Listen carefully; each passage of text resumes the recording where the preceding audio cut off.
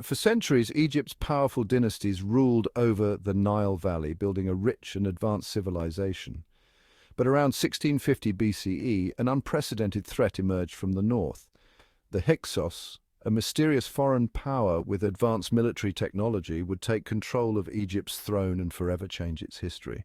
The Hyksos, a term meaning rulers of foreign lands, were a people of uncertain origin. Some historians suggest they were from the Levant, and their arrival was not a simple invasion. It was a gradual infiltration of traders, settlers, and warriors. Over time, they gained influence and power, and eventually took control over northern Egypt.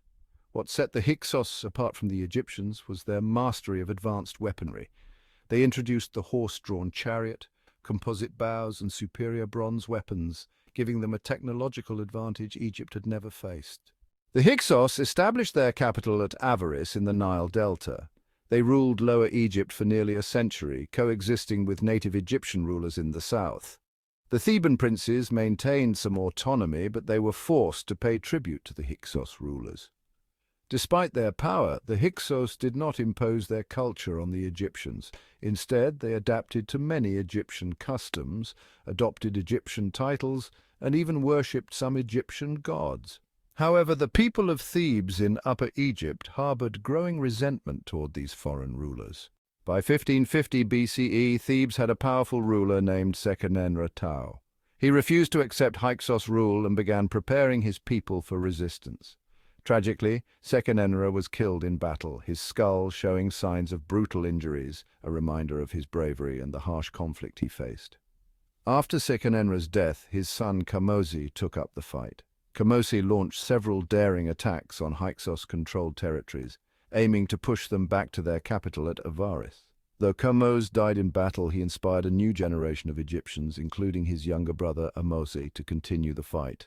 With Kamose's death, the responsibility of freeing Egypt fell to Ahmose.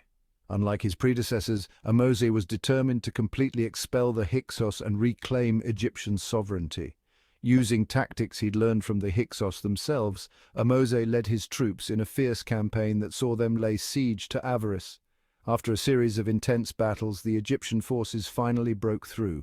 The Hyksos were defeated, and those who survived fled into the desert. Ahmose then pursued the Hyksos remnants to Sharuhen in modern-day Palestine, ensuring that Egypt's borders were secure from any future threats. After years of fighting, Ahmose had liberated Egypt, marking the beginning of the new kingdom.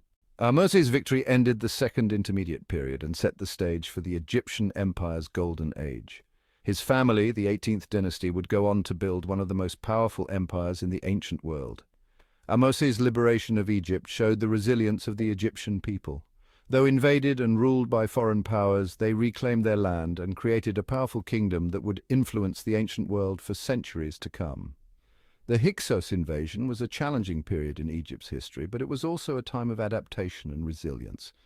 From the ashes of conflict arose a new era of Egyptian greatness, a legacy that endures to this day. Ceremonial acts in the name of Ahmose I, found in the tomb of Queen Ahotep II. It bears the king's titulary along with images of the king smiting an Asiatic enemy. The mummified head of Ahmose I at the Luxor Museum. Dagger of Ahmose I, Luxor Museum.